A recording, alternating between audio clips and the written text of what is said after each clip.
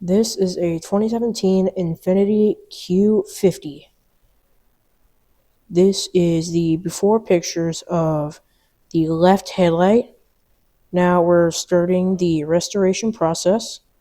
So you see we have sanding off the yellow and cloudiness. And then once we're finished sanding, we're going to spray it and then buff it out. And this is the product of it. See, it looks very clear. Then these are before pictures of the right headlight.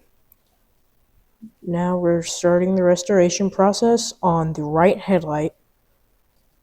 See, again, we're sanding it, and this does take us between an hour to 2 hours, but trust me, it's worth it.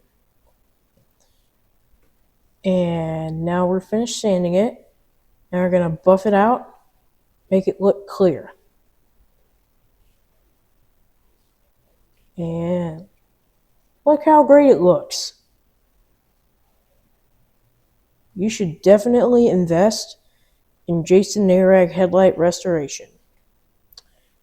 It will bring light into your life.